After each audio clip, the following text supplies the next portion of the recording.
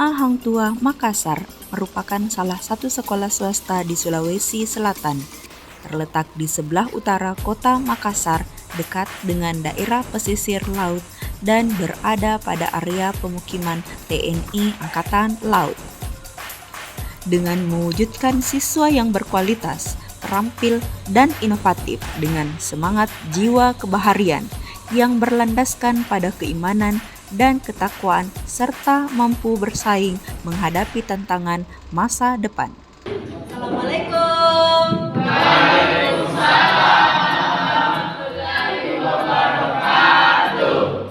Bersedia. Sebelum kita memulai pelajaran, marilah kita berdoa sesuai agama dan keyakinan kita masing-masing. Doa dimulai.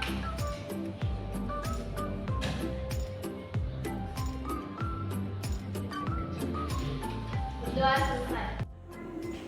Baiklah anak-anakku sekalian, sebelum dimulai pembelajaran hari ini, Ibu absen dulu ya. Ade Irma, Ibu. Arjuna, Hadir Bu. Audrey, Hadir Bu. Anissa. Sakit. Oke, dijenguk temannya ya nak. Baiklah anak-anakku sekalian, ada yang masih ingat pembelajaran sebelumnya? Ayo, apa? Ada yang masih ingat? Coba angkat tangan. Oke, Rijal, coba. Pranata agama. Pranata agama, bagus. Jadi sebelumnya kita sudah pelajari tentang pranata agama. Di pranata agama itu ada yang bisa sebutkan salah satu agama yang ada di Indonesia? Ayo, bagus. Glenn. Islam. Islam di sampingnya. Kristen. Kristen, ada lagi? Di sini dulu ya. Hindu di sini. Buddha. Katolik. Ada lagi? Di sana dulu ya. Konghucu. Oke, bagus, tepuk tangan dulu dong. Nah, bagus sekali. Berarti di sini tahu agama-agama yang ada di Indonesia. Sekarang, anak-anak sekalian harus tahu kenapa mesti kita pelajari sebelumnya. Karena kalau misalkan tidak ditauki tentang pranata agama itu sebagaimana kita tahu bahwa norma, aturan yang berlaku pada agamanya masing-masing ya. Ada yang tidak punya agama di sini? Ada semua nih? Ada. Alhamdulillah. Sekarang kita akan belajar tentang pranata selanjutnya. Pranata apa itu nak? Bagus sekali, berarti di sini sudah belajar dari rumahnya karena tahu apa yang akan dipelajari selanjutnya. Ya, jadi adapun tujuannya kita belajar pranata ekonomi dan politik. Sebelumnya Ibu mau tanya, ada yang pernah ikut demo? Nggak ada Ji? Ada yang pernah lihat orang demo? Pernah. Ya, di jalan pernah ya. Nah, kalau orang demo itu nak, tidak selamanya mesti anarkis, mesti tawuran. Tidak harus Ji. Demo itu untuk mengungkapkan aspirasi masyarakat. Ya, itu salah satu bentuk dari pranata politik. Ya, dengan aturan-aturan yang sebenarnya. Salah satu juga contohnya misalkan pemilihan kepala desa. Pemilihan OSIS ini ada yang pernah ikut? Buat terpilih kemarin Fatima sama si Ray kan? Ada pemilu OSIS kemarin. Kemudian pranata ekonomi yang kalau misalkan naik harga bahan baku nih gara-gara BBM kemarin, ya. Nah, tujuannya kita belajar ini, supaya ditahu aturan-aturan yang berlaku dalam kegiatan ekonomi dan politik. Baiklah anak-anak sekalian, jadi sebentar Ibu akan bagi kelompok. Kelompoknya seperti kemarin ya, kan sudah ada nih, berarti kita tinggal kerja kelompok. Ibu akan menyampaikan di awal tentang pengantar materinya. Setelah itu, kalian akan menyimak dan menanyakan apabila ada hal yang belum diketahui. Selanjutnya, anak-anak sekalian akan dibagikan sebuah topik permasalahan terkait tentang pranata ekonomi dan mengerjakan secara berkelompok. Secara berkelompok itu kalian kerjakan, diskusikan, dan selanjutnya akan dipresentasikan perwakilan setiap kelompok. Sampai di sini ada yang belum dipahami? Sudah paham semua?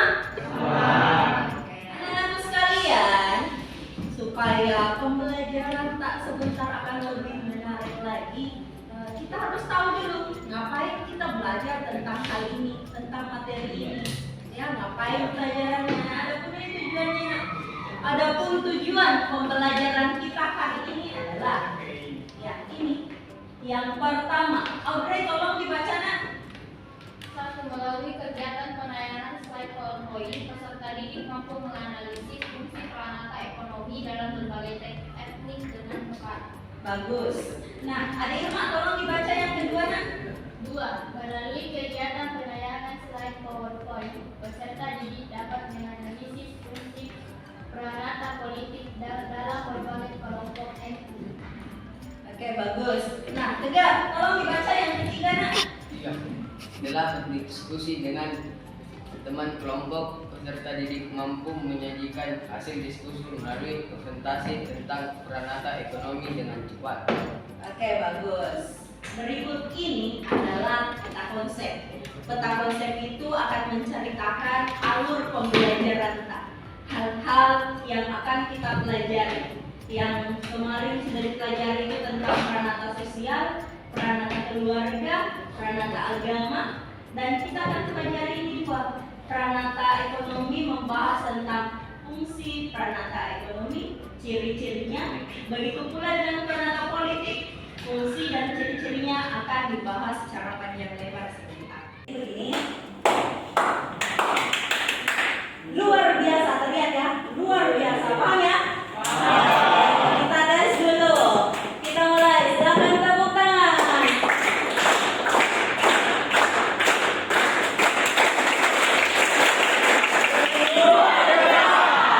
Oke, bagus. Baiklah, kita masuk kepada materi inti. Yang dibahas pertama adalah pengertian peranata ekonomi. Peranata ekonomi ada beberapa hal poin penting yang anak-anakku mesti ketahui. Peranata ekonomi itu membahas tentang kelangsungan hidup masyarakat agar mencapai kesejahteraan yang menjadi bagian yang semestinya. Jadi pada intinya peranata ekonomi itu mungkin sejahtera, ya. Yang ada biasanya gambar-gambar orang terus ada dolarnya itu. Nah, begitu sebenarnya kalau ekonomi bermata-mata uang orang. Bukan berarti bahwa semua dianggap dari segi material, tapi kesejahteraan mental juga. Sekarang anak-anakku sekalian diminta agar menyimak video berikut ini.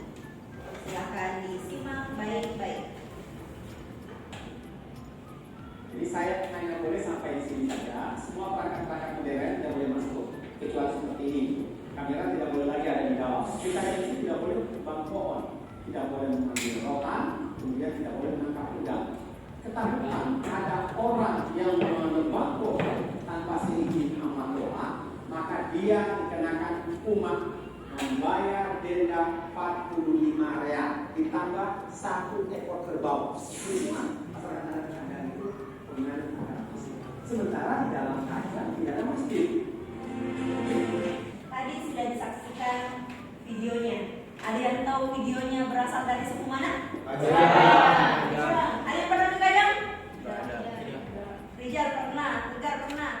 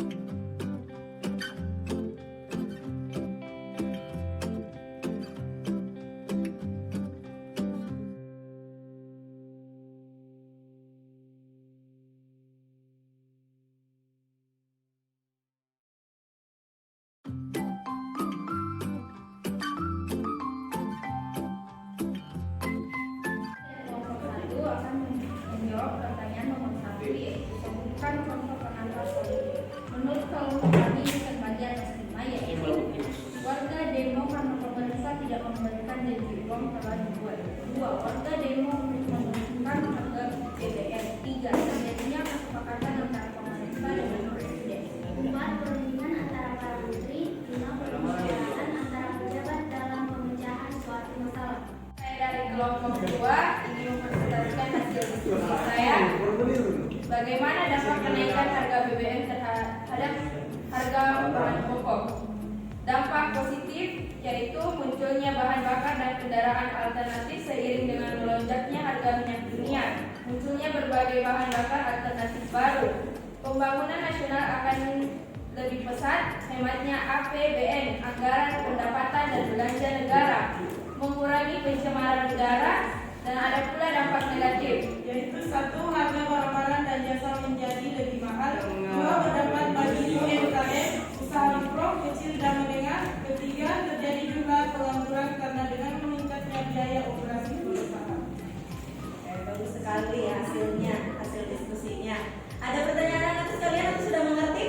Sudah Oke, bagus sekali. Oke, ditutup nak. Baik, sekian dari saya. Terima kasih. Kami dari kelompok 3, adapun hasil diskusi kami yang ditempuh menghadapi masalah tersebut. Yang pertama, mengurangi pengeluaran konsumtif dengan melatih diri membiasakan budaya hemat. Yang kedua, memaksimalkan jumlah penumpang dalam satu kendaraan. Yang ketiga, menggunakan moda transportasi non BBM. Misalkan sewaktu-waktu bisa dengan bersepeda atau berjalan kaki bagi yang masih kuat dan bugar. Yang keempat, berusaha mengurangi kegiatan keluar rumah untuk urusan yang tidak penting. Yang kelima, bagi kalian yang bersama keluarga akan lebih nyaman kalian masalah diri dengan kualitas dan kandungan gizi yang baik. Sekian dan terima kasih. Oke, bagus sekali. Tepuk tangan dulu. Ada yang bisa simpulkan pembelajaran hari ini? Saya. Wah, ada banyak sekali ini ternyata. Ya. Silakan Aziza. Kesimpulan, kegiatan perekonomian terjadi di seluruh lapisan masyarakat. Hal ini bisa dilihat dari unsur produksi, distribusi, dan konsumsi yang sering kita alami setiap hari. Begitu pula kegiatan politik yang sering kita hadapi, salah satu contohnya ketika melakukan pemilihan umum. Kan tadi sudah dipelajari tentang produksi, distribusi, dan konsumsi. Produksi bagaimana orang atau produk atau perusahaan menciptakan barang, kemudian distribusi bagaimana mengedarkan barang-barang tersebut diecer, dan konsumsi kita semua yang menggunakan kita yang memakai, kita yang makan. Ya, dalam kehidupan sehari-hari pasti itu sering sekali terjadi. Bagaimana pembelajarannya hari ini?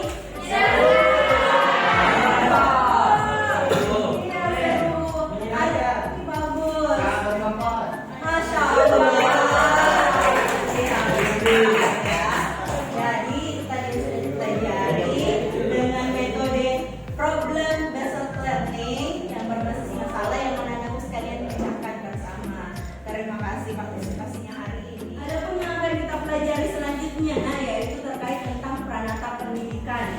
Nah, anak-anak sekalian diminta menuliskan cita-citanya ya. Jadi apa, mau jadi apa nanti, dipikir-pikir memang ini sambil dibaca-baca materinya tentang pranata pendidikan. Kita akan